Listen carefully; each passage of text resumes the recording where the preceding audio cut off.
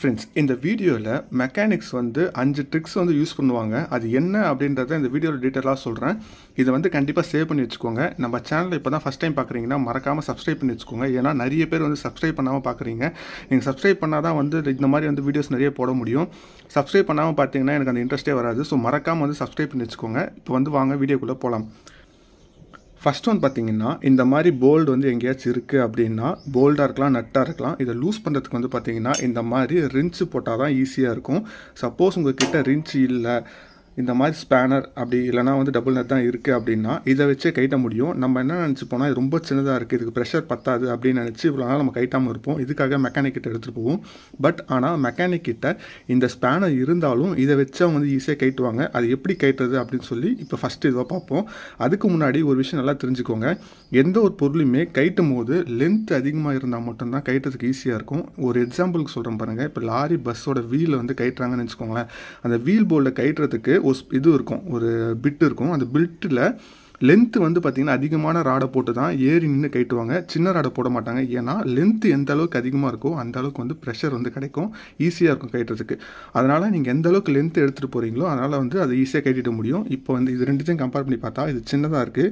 அதனால் இப்போ இதில் போடுறேன் அப்படின்னா இங்கேருந்து ப்ரெஷர் கொடுக்கறது ரொம்ப கம்மியாக இருக்கும். அதனால தான் வந்து இதை கைட்ட முடியாது. இதுவே இதை போடுறோன்னு வச்சுக்கோங்களேன், இது லென்த் அதிகமாக இருக்கிறதால வந்து பார்த்திங்கன்னா ஈஸியாக கைட்டிட முடியும். சரி, இப்போ நம்மக்கிட்ட இது இல்லை. நம்மக்கிட்ட வந்து ஒரு ஸ்பேனர் மட்டும்தான் இருக்குது. இது வந்து எல்லாத்துக்குமே அப்ளிகபிள் ஆகும். இதை வந்து மறக்காமல் நோட் பண்ணி வச்சுக்கோங்க, ஃப்ரெண்ட்ஸுக்கும் ஷேர் பண்ணுங்கள். ஃபஸ்ட்டு இப்போ வந்து நான் வந்து இதில் போட்டுட்டேன், ஓகேங்களா. இப்போ இதில் இங்கே ப்ரெஷர் கொடுத்தா கண்டிப்பாக கைட்ட முடியாது. ஏன்னா அது வந்து ரொம்ப டைட்டாக இருக்குன்னு எக்ஸாம்பிளுக்கு வச்சுக்கோங்களேன்.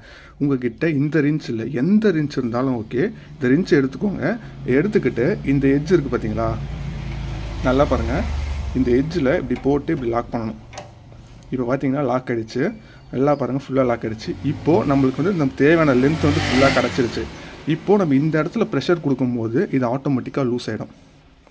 ஸோ மெக்கானிக்ஸ் வந்து பார்த்திங்கன்னா இந்த ட்ரிக்கு தான் யூஸ் பண்ணுவாங்க. இதை வந்து வெளியே யார்கிட்டையும் சொல்ல மாட்டாங்க. அதே மாதிரி உள்ளே எங்கேயாச்சும் இருக்குது, அந்த இடத்துல வந்து இந்த மாதிரி ரின்ச்சு போட முடியல அப்படின்னா இந்த மாதிரி ஸ்பேனர் தான் போடுவாங்க. ஸோ இது வந்து 2 இடத்துல யூஸ் பண்ணலாம். சப்போஸ் உங்கள்கிட்ட ரின்ச் இல்லை அப்படின்னும் போது இந்த மாதிரி மெத்தட் யூஸ் பண்ணலாம். சப்போஸ் இது வந்து இந்த மாதிரி கேப் ரொம்ப கம்மியாக இருக்குது அப்படின்னும் போது இந்த இடத்துல இது வந்து போட முடியாது. பார்த்தீங்கன்னா தெரியும், இடிக்கும். இந்த மாதிரி இடிக்கிற இடத்துல நம்மக்கிட்ட இருக்க ஸ்பேனர் ஒரு வாட்டி போட்டுக்கிட்டு எந்த ரின்ச் இருந்தாலும் ஓகே, ஜஸ்ட்டு ரின்ச் வந்து சப்போர்ட்டுக்கு மட்டும்தான் இந்த மாதிரி போட்டு லாக் பண்ணிடணும். இந்த மாதிரி லாக் பண்ணிட்டீங்கன்னா லென்த் வந்து கிடச்சிரும். இதில் போட்டு கைட்டுறதுக்கு பதிலாக இந்த மாதிரி லென்த்து போட்டு கட்டினீங்கன்னா இன்னுமே ஈஸியாக இருக்கும். ஏன்னா வந்து லென்த் வந்து பார்த்திங்கன்னா நம்மளுக்கு எக்ஸ்ட்ரா வந்து ஒரு 1/2 அடி கிடச்சிருக்கு. இந்த 1/2 அடினால் ஈஸியாக கைட்ட முடியும். இது வந்து லூஸ் பண்ணுறதுக்கு இப்படி லூஸ் பண்ணோம். டைட் பண்ணுறதுக்கு வந்து அப்படியே ஆப்போசிட்டு. அது ஒன்றும் இல்லை,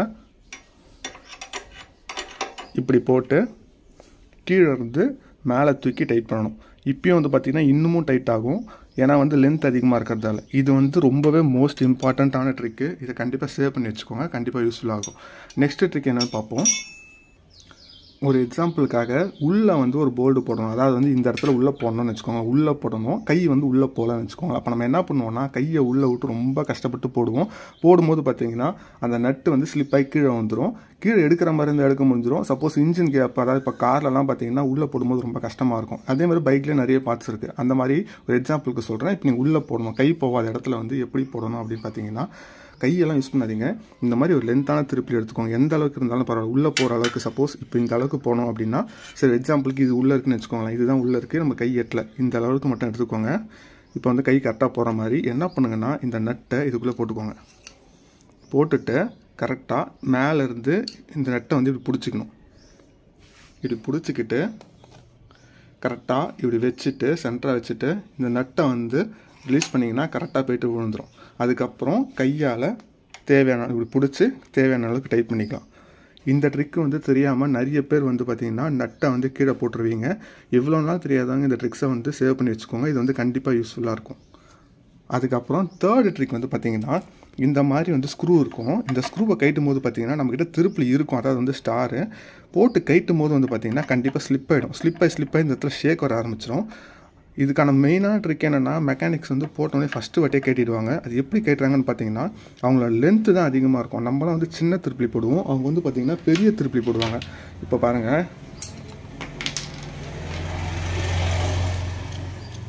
2 திருப்பிலையும் கம்பேர் பண்ணிங்கன்னா இது வந்து பெருசு ரைட்டில் இருக்கிறது. இதை போட்டு கைட்டினீங்கன்னா லென்த் அதிகமாக இருக்கிறதால ஒரே திருப்பில் ஈஸியாக கட்டிடும் பாருங்கள்.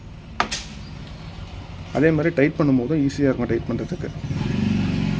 ரொம்பவே டைட்டாக இருக்க போல்ட் அதாவது வந்து ஸ்க்ரூவை வந்து லூஸ் பண்ணும் போதோ டைட் பண்ணும் போதும் இந்த மாதிரி பெரிய சைஸ் திருப்பிலி போடுங்க. அதே மாதிரி பெரிய சைஸ் திருப்பிலி போட்டு டைட் பண்ணும்போது லிமிட்டாக தான் டைட் வைக்கணும். ஏன்னா நீங்கள் கொடுக்குற ப்ரெஷர் வந்து டபுளாக போகும். இதில் டைட் பண்ணுறதுக்கும் இதில் டைட் பண்ணுறதுக்கும் ரொம்ப வித்தியாசம் இருக்குது.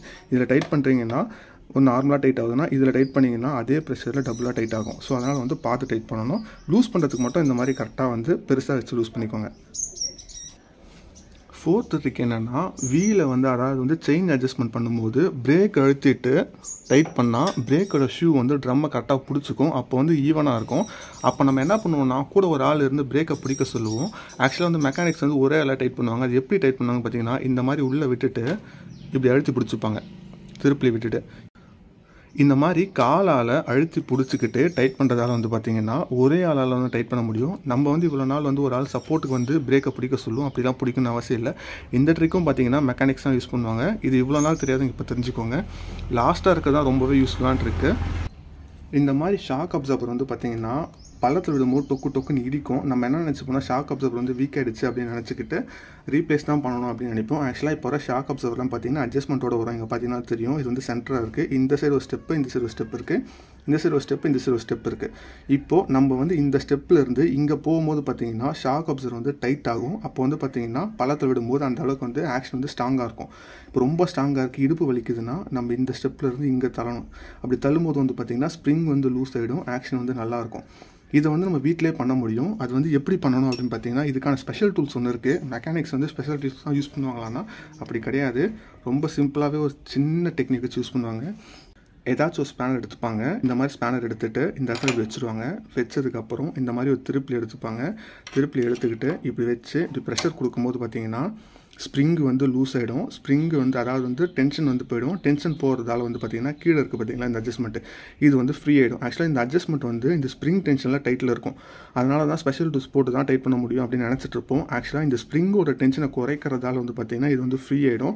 இப்போ வந்து பார்த்திங்கன்னா இது வந்து ஃப்ரீயாக இருக்கும். இப்போ நமக்கு எந்த சைடு வேணுமோ அந்த அளவுக்கு வந்து கையிலேயே கூட அட்ஜஸ்ட் பண்ணிக்கலாம். இதுவும் வந்து பார்த்திங்கன்னா மெக்கானிக்ஸ் யூஸ் பண்ணுற ட்ரிக்ஸ் தான். ஸோ இந்த வீடியோ வந்து கண்டிப்பாக யூஸ்ஃபுல்லாக இருந்திருக்கும். இந்த மாதிரி வந்து அடிஷ்னலாக ஏதாச்சும் வேறு ஏதாச்சும் ட்ரிக்ஸ் வேணும் அப்படின்னா நம்ம சேனலை வந்து மறக்காம சப்ஸ்கிரைப் பண்ணி வச்சுக்கோங்க.